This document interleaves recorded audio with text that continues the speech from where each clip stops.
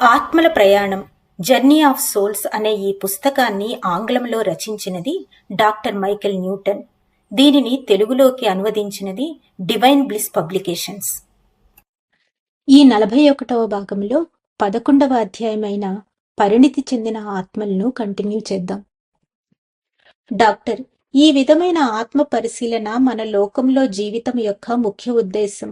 ఈ విధంగా ఆత్మ తన గురించి తాను నిజంగా సంపూర్ణంగా తెలుసుకోవడమేనా? సబ్జెక్ట్: ఏ లోకంలోనైనా అంతే. డాక్టర్, ప్రతి ఆత్మ తన సామర్థ్యాన్ని, తన అభివృద్ధిని చూసుకోవడానికే పరిమితమవుతుంది కాబట్టి ఇలా ప్రపంచమంతా స్వార్థపరులతో నిండిపోయింది, అంతే కదా? సబ్జెక్ట్: లేదు, అది పొరపాటు. నువ్వు తప్పుగా అర్థం చేసుకుంటున్నావు. నెరవేర్చడం అంటే స్వార్థ ప్రయోజనాలకు అనువుగా ఆత్మను మార్చడం కాదు. జీవితంలో ఇతరులతో కలిసి ఉండే వీలు కల్పించడం, అది కూడా ఆత్మ యొక్క స్వభావాన్ని, చిత్తశుద్ధిని సూచిస్తాయి. నైతిక ప్రవర్తన అంటే ఇదే. డాక్టర్, ఎన్రాస్ కంటే వజానోవిన్ కు నిజాయితీ తక్కువగా ఉందా? సబ్జెక్ట్ కాసేపు ఆగి, ఆమె ఆత్మవంచన చేసుకుంటుంది అని నాకు అనిపిస్తుంది. డాక్టర్, ఒకవైపు నువ్వు నీ గ్రూపులో ఉండే 9 మందికి ఒక ఆధ్యాత్మిక గైడుగా ఉంటూ, మరోవైపు నీ సొంత పాఠాలను పూర్తి చేయడానికి ఇంకా భూమి మీద జన్మిస్తూ ఉంటే ఎలా సమర్థవంతంగా పనిచేయగలవు? సబ్జెక్ట్: ఇంతకు మునుపు నా ఏకాగ్రత మీద దాని ప్రభావం కొంత ఉండేది, కానీ ఇప్పుడు ఎటువంటి ఇబ్బంది లేదు. డాక్టర్, నువ్వు దీన్ని సాధించడానికి నీ ఆత్మశక్తిని వేరు చేయవలసి ఉంటుందా? సబ్జెక్ట్: అవును. ఆత్మలకు ఉన్న ఈ సామర్థ్యం వల్ల అవి ఒకేసారి ఈ రెంటిని నిర్వహించడానికి వీలవుతుంది. భూమి మీద ఉండడం వల్ల నన్ను నేను మెరుగుపరుచుకోవడమే కాకుండా నా కంపెనీలో ఉండే వారికి ఎవరికైనా డైరెక్ట్గా సహాయపడగలను. డాక్టర్, ఆత్మలు తమను తాము విభజించుకోగలవు అనే విషయాన్ని నేనంత సులభంగా అర్థం చేసుకోలేకుండా ఉన్నాను. సబ్జెక్ట్: విభజించడము అని నువ్వు అన్నమాట సరైనది కాదు. మాలో ప్రతి భాగము పరిపూర్ణమైనదే. ఒకేసారి ఒకదానికంటే ఎక్కువ పనులు చేయవలసి వస్తుంది. దానికి సర్దుబాటు అయ్యేందుకు కొంత సమయం పడుతుంది అని చెప్తున్నాను, అంతే. డాక్టర్, ఒకేసారి చాలా కార్యకలాపాలను నిర్వహిస్తున్న టీచర్గా నీ సామర్థ్యము ఎంత మాత్రమూ తగ్గదంటావు, అంతేనా? సబ్జెక్ట్: అవును, ఏమాత్రమూ తగ్గదు. డాక్టర్, భూమి మీద మానవ శరీరంలో ఉన్నప్పుడు బోధించడం, లేక ఆత్మల ప్రపంచంలో స్వేచ్ఛగా ఆత్మరూపంలో ఉండి బోధించడం, ఈ రెండింటిలో దేనిని శక్తివంతమైనదిగా అనుకుంటావు? సబ్జెక్ట్: అవి రెండు వేర్వేరు విషయాలను నేను బోధించే తీరు మారుతుంది గాని సామర్థ్యం ఏమాత్రమూ తగ్గదు. డాక్టర్, కానీ పరిస్థితిని బట్టి నీ కంపెనీలోని సభ్యునికి బోధించే తీరు మారుతుందంటావా? సబ్జెక్ట్: అవును, మారుతుంది. డాక్టర్, నేర్చుకోవడానికి ఆత్మల ప్రపంచమే ప్రధానమైన కేంద్రమని అంటావా? సబ్జెక్ట్: ఇది వికాసానికి, విశ్లేషణకు మూల కేంద్రం, కానీ ఆత్మలు విశ్రాంతి కూడా తీసుకుంటాయి. డాక్టర్, నీ విద్యార్థులు భూమి మీద జీవిస్తున్నప్పుడు నువ్వు వాళ్ల గైడువని, నువ్వు ఎప్పుడూ వారితోనే ఉంటావని వారికి తెలుసా? సబ్జెక్ట్ నవ్వి, కొద్దిమంది మాత్రమే తెలుసుకోగలరు, కానీ అందరూ నా ప్రభావాన్ని ఎప్పుడో ఒకప్పుడు గ్రహిస్తారు. డాక్టర్, థిస్, ఇప్పుడు నువ్వు నాతో ఉన్నప్పుడు భూలోకంలో ఒక స్త్రీలా జన్మించిన వ్యక్తివి. అయినా నువ్వు ఆత్మల లోకంలో నీ కంపెనీ సభ్యులతో కూడా సంబంధాన్ని కలిగి ఉండగలవా? సబ్జెక్ట్: నీకు చెప్పాను కదా, ఉండగలను. డాక్టర్, ఇదంతా చూస్తుంటే నాకేమనిపిస్తుందంటే, భూమి మీద చాలా అరుదుగా జన్మిస్తున్నావు కాబట్టి ప్రత్యక్షంగా ఒక ఉదాహరణలా జీవిస్తూ బోధించడం కష్టమవుతుంది కదా. సబ్జెక్ట్: నేను ఎక్కువగా మానవ రూపంలో వస్తూ ప్రత్యక్షంగా వారితో పనిచేస్తూ ఉంటే అది సహజంగా ఉండవలసిన వారి వికాసంలో జోక్యం చేసుకున్నట్లు అవుతుంది. డాక్టర్, ఆత్మల ప్రపంచంలో ఆత్మరూపంలో ఉన్నప్పుడు జోక్యం చేసుకోకుండా బోధించాలని నువ్వు అనుకుంటున్నావా? సబ్జెక్ట్: అవును, పద్ధతులు మారినప్పటికీ జోక్యం చేసుకోవడం మాత్రం ఉండదు. డాక్టర్, మానసిక సంబంధం కలిగి ఉండడంలో కూడానా? సబ్జెక్ట్: అవును. డాక్టర్, ఆధ్యాత్మిక టీచర్లుగా తమ విద్యార్థులను కలుసుకునే వారి సామర్థ్యాన్ని గురించి నేను మరింత ఎక్కువగా తెలుసుకోవాలనుకుంటున్నాను. నీ కంపెనీలో ఉన్న 9 మంది సభ్యుల్లో భూమి మీద జీవిస్తున్న ఒక సభ్యుడికి ఊరడించి సలహా ఇవ్వడానికి ఆత్మల ప్రపంచంలో ఉన్న నువ్వు అక్కడ నుండి ఏం చేస్తావో వివరంగా చెప్పు. సబ్జెక్ట్: సమాధానం లేదు. డాక్టర్ బుజ్జగించినట్లుగా అడుగుతూ, నేనేం అడుగుతున్నానో నీకు తెలిసిందా? ఈ భావాలను నువ్వు వారిలో ఎలా ప్రవేశపెడతావు? సబ్జెక్ట్ చివరికి మాట్లాడుతూ, నేను చెప్పలేకపోతున్నాను. గమనిక: ఇక్కడ ఏదో అవరోధం ఉందని అనుమానం వచ్చింది, కానీ అదేమిటో చెప్పలేను. ఇంతవరకు తిస్, ఆమె గైడ్ ఇద్దరూ కూడా నాకు అవసరమైన సమాచారాన్ని ఇవ్వడంలో చాలా ఉదారంగా ఉన్నారు. అందుకని కుమారాతో ప్రత్యక్షంగా విజ్ఞప్తి చేసుకునేందుకు 1 నిమిషం సేపు ఈ సెషన్ను ఆపి నేను కుమారాను ఈ విధంగా అభ్యర్థించాను. ఇటువంటి సందర్భాల కోసం నేనొక స్పీచ్ సిద్ధంగా ఉంచుకుంటాను. దీన్నే ఇక్కడ కూడా వాడాను. డాక్టర్: కుమారా, తిస్ ద్వారా నీ నుండి సమాచారాన్ని పొందటానికి నాకు అనుమతివ్వు. ఇక్కడ నేను చేస్తున్న పని మేలు కోసమే. నీ శిష్యురాల్ని ప్రశ్నించడం ద్వారా నా చికిత్సా సామర్థ్యాన్ని పెంచుకొని వారిలో ఉన్న ఉత్తమమైన సృజనాత్మక శక్తికి దగ్గరగా చేర్చడానికి నా జ్ఞానాన్ని పెంచుకుందామని అనుకుంటున్నాను. అందరికీ తమ ఆత్మల స్వభావాన్ని గురించి, వారి ఆత్మల స్వగృహం గురించి అవగాహన కల్పించడం ద్వారా వారికి చావంటే భయం లేకుండా చేయడమే నా ముఖ్య ఉద్దేశం. ఈ ప్రయత్నంలో నాకు దయచేసి సహాయం చేయగలవా? సబ్జెక్ట్: తిస్ గొంతుక మారింది. నువ్వెవరో మాకు తెలుసు. డాక్టర్: అయితే మీరిద్దరూ నాకు సహాయం చేయగలరా? సబ్జెక్ట్: మేము నీతో మాట్లాడతాము, కానీ మాకిష్టమైన రీతిలోనే. గమనిక: నేను హద్దులు దాటి మరంత లోతుగా ప్రశ్నిస్తే వాటికి సమాధానం లభించదని ఈ ఇద్దరు గైడ్స్ నన్ను హెచ్చరిస్తున్నారు. డాక్టర్: సరే తిస్, నేను 3 అంకెలు లెక్క పెట్టేసరికి ఆత్మలు గైడ్స్లా ఎలా పనిచేస్తుంటాయో దాని గురించి నువ్వు మరింత వివరంగా నాకు చెబుతూ ఉంటావు. భూమి మీద ఉన్న నీ కంపెనీ సభ్యుడు నీ దృష్టిని ఆకర్షించడానికి ఏ విధంగా నీకు సంకేతాలు ఇవ్వగలడో నాకు చెప్పడం ప్రారంభించు. 1, 2, 3 బాగా ప్రభావం చూపడానికి నా వేళ్లతో చిటికలు వేశాను. సబ్జెక్ట్: చాలాసేపటి తరువాత, ముందుగా వారు తమ మనస్సులను ప్రశాంతపరుచుకొని వారి చుట్టూ ఉన్న పరిసరాలకు అతీతంగా దృష్టిని కేంద్రీకరించాలి. డాక్టర్: దీని వాళ్ళు ఎలా చేస్తారు? సబ్జెక్ట్: మౌనంగా ఉంటూ మనస్సును నిశ్చలం చేసి తమ అంతరంగం వైపు మళ్ళీ తమ అంతర్వాణితో సంబంధం ఏర్పరచుకోవడం ద్వారా. డాక్టర్: ఆధ్యాత్మిక సహాయం కోసం ఎవరైనా ఇలాగే అర్థిస్తారా? సబ్జెక్ట్: అవును, నన్ను సహాయం ఇలాగే అడుగుతారు. వాళ్ళు తమ అంతఃచైతన్యాన్ని విస్తరించుకొని ఒకే ఆలోచన మీద దృష్టి సారిస్తే నన్ను చేరుకోగలరు.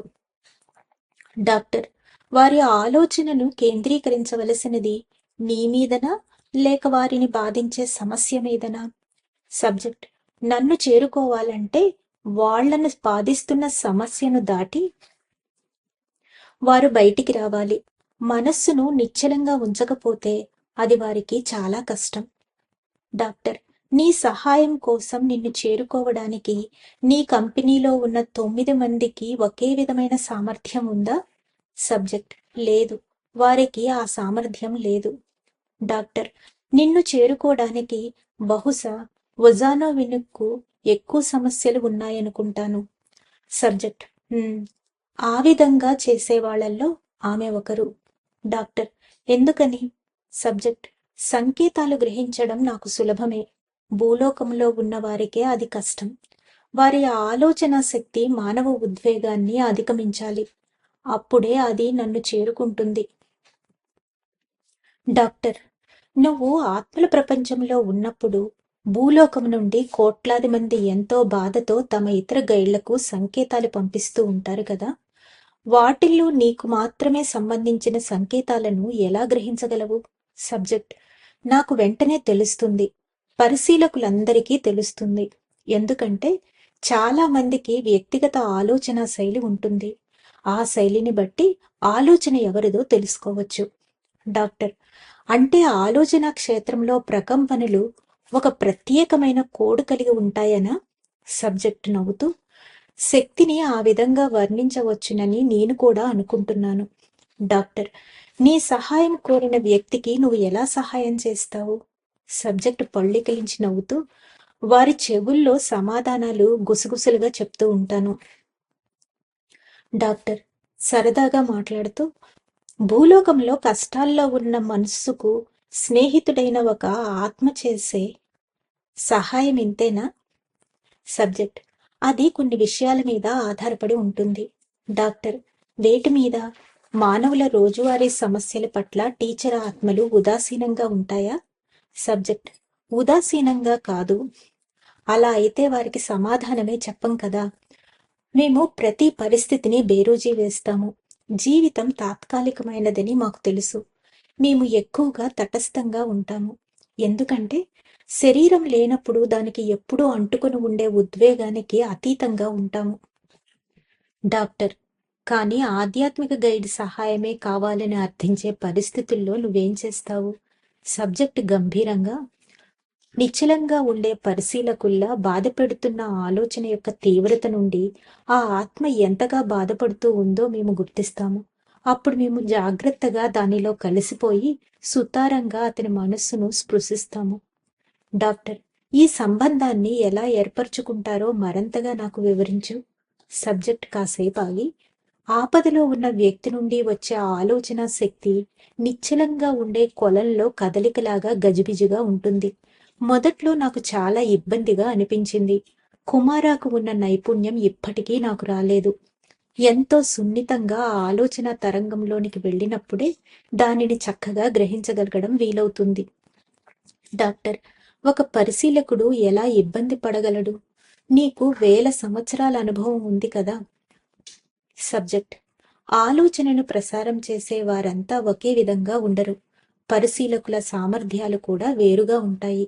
నా సహచరుల్లో ఎవరికైనా ఆపదల్లో ఉంటే శరీరానికి గాయమై బాధతో, ఆతురతతో, కోపంతో ఉంటే వారు నియంత్రణ లేని ప్రతికూల శక్తిని చాలా ఎక్కువ పరిమాణంలో విడుదల చేస్తారు. అది నన్ను అప్రమత్తం చేస్తుంది. కానీ వారు నీరసించిపోతారు.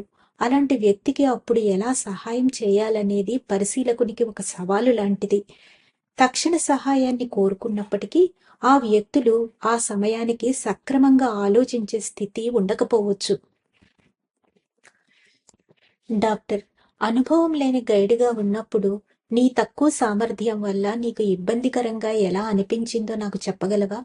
సబ్జెక్ట్ మనం ఇప్పుడే చెప్పుకున్న ఆలోచన పద్ధతులను సరిగ్గా గమనించకుండా ఆ వ్యక్తులకు సహాయం చేయడానికి అత్యంత వేగంగా వెళ్లాలనుకునేదాన్ని. బాధలో ఉన్న వ్యక్తులు మొద్దుబారిపోయి ఉండవచ్చు.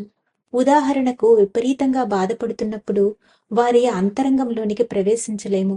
మనస్సు అల్లకొల్లోలమైపోయి ఆలోచన శక్తి అన్ని వైపులకు చెల్లా చెదిరైపోయినప్పుడు చిందరవందరగా ఉన్న మనస్సు నిన్ను లోనికి ప్రవేశించనివ్వదు.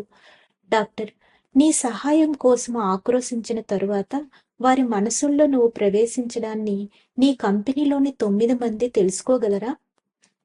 సబ్జెక్ట్ పరిశీలకులు లోనికి చొరబడకూడదు.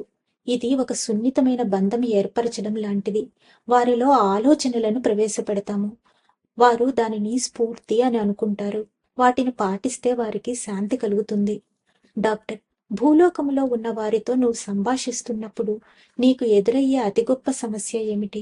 సబ్జెక్ట్ భయం. డాక్టర్ అదేమిటో వివరంగా చెప్తావా? సబ్జెక్ట్ జీవితాన్ని మరీ సులభంగా గడవగలిగేటట్లు చేసి నా వాళ్లను పాడు చేయకుండా నేను జాగ్రత్త పడాలి. సమస్యల నుండి తప్పించుకోకుండా స్వయంగా వాళ్లే వాటిని పరిష్కరించుకునేలా వదిలివేయాలి. అలా చేయకముందే పరిశీలకుడు తొందరపడి జోక్యం చేసుకుంటే వాళ్లే ఎక్కువగా బాధపడవలసి వస్తుంది. ఈ విషయంలో కుమారాకు గొప్ప నైపుణ్యం ఉంది. డాక్టర్ నీ గ్రూపులోని వారికి నీకు బాధ్యత వహించేది ఆమెనా? సబ్జెక్ట్ అవును. మేమంతా ఆమె చెప్పినట్లే నడుచుకుంటాము. డాక్టర్ నీ తోటి సభ్యులు ఎవరైనా చుట్టూ నీకు కనిపిస్తున్నారా? నీ స్థాయికి ఎదిగి బోధనా పద్ధతుల గురించి నువ్వు చర్చించగలిగే సహచరులు ఎవరైనా కనిపిస్తున్నారా? సబ్జెక్ట్ ఇక్కడ నాతో పాటు ఎదిగిన నా సహచరుల గురించేనా నువ్వు అడుగుతుంది? డాక్టర్ అవును. సబ్జెక్ట్ ఉన్నారు. వాళ్ళు ముఖ్యంగా 3 ఉన్నారు. డాక్టర్ వారు కంపెనీలో గ్రూపులకు నాయకత్వం వహించగలరా? సబ్జెక్ట్ చేయగలరు. డాక్టర్ ఎక్కువగా పురోగమించిన ఈ ఆత్మలకు కూడా నీకు ఉన్నన్ని ఆత్మల బాధ్యత ఉంటుందా? సబ్జెక్ట్: అలాగే ఉంటుంది. వారూకు తప్ప. అతని గ్రూప్ సభ్యుల సంఖ్య నాకంటే రెట్టింపు ఉంటుంది. ఆయనకు చాలా నైపుణ్యం ఉంది. అతనికి అదనంగా మరొక గ్రూపు బాధ్యత కూడా అప్పగించబడుతుంది. డాక్టర్: నీలా పరిణితి చెందిన నీ సహచరులు ఎంతమంది దగ్గరకు సలహా సంప్రదింపుల కొరకు వెళతారు? సబ్జెక్ట్: మేము గమనించిన అంశాలను చర్చించుకోవడానికి, ఇంకా అభివృద్ధి సాధించడానికి తగిన మార్గాలు కనుగొనడానికి మేమంతా కుమారా దగ్గరికే వెళతాము. డాక్టర్: నువ్వు, వారు లాంటి ఎన్ని ఆత్మలను కుమారా పర్యవేక్షిస్తుంది? సబ్జెక్ట్: అది నాకు తెలియట్లేదు. డాక్టర్: ప్రయత్నించి ఉజ్జాయింపుగా ఒక సంఖ్య చెప్పు. సబ్జెక్ట్ ఆలోచించుకున్న తరువాత కనీసం 50 మంది లేదా అంతకంటే ఎక్కువ మంది ఉండవచ్చు. ధన్యవాదాలు మాస్టర్స్. 11వ అధ్యాయమైన పరిణితి చెందిన ఆత్మలలోని మిగిలిన భాగాన్ని రేపు తెలుసుకుందాం. అంతవరకు సెలవు తీసుకుంటూ పద్మజ.